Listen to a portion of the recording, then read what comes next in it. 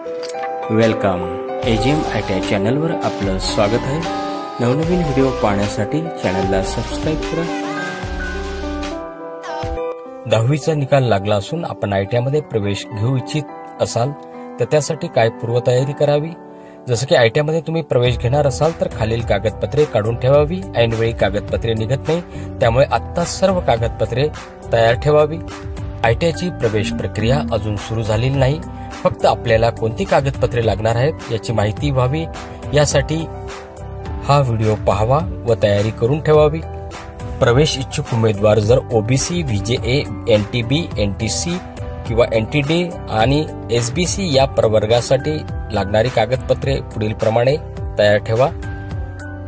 या प्रवर्गासाठी पुढील कागदपत्रे लागतील, जसे की फोटो, आधार कार्ड, 10वी मार्कशीट, जातीचा दाखला, नॉन क्रिमिलेअर सर्टिफिकेट, उत्पन्नाचा दाखला, तहसीलदार यांचा, 10वी किंवा 12वीचा कॉलेज सोडल्याचा दाखला, वडील माजी सैनिक असल्यास प्रोफार्मसी आणणे, त्यानंतर इंटरमिजिएट ड्राइंग परीक्षा उत्तीर्ण असल्यास ते सादर करावे।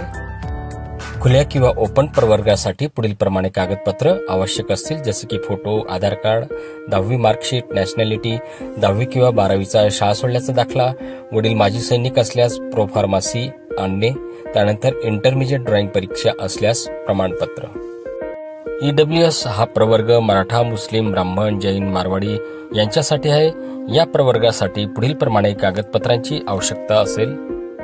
ईडब्ल्यूएस उमेदवारांसाठी पुढील कागदपत्र आवश्यक असतील, जसे की फोटो, आधार कार्ड, 10वी मार्कशीट, ईडब्ल्यूएस दाखला राज्याचा हवा, त्यानंतर नॅशनॅलिटी, 10वी किंवा 12वी शाळा सोडल्याचा दाखला, वडील माजी सैनिक असल्यास प्रोफार्मसी आणि इंटरमिजिएट ड्राइंग परीक्षा असल्यास उत्तीर्ण प्रमाणपत्र। चला तर मग प्रवेश घेत असणार तर पूर्वतयारी करून ठेवा, इतरांनाही माहिती शेअर करा। आयटीआय प्रवेशाची अधिकची माहिती हवी असल्यास या व्हिडिओची लिंक या व्हिडिओच्या डिस्क्रिप्शन बॉक्समध्ये उपलब्ध आहे, आपण पाहू शकता।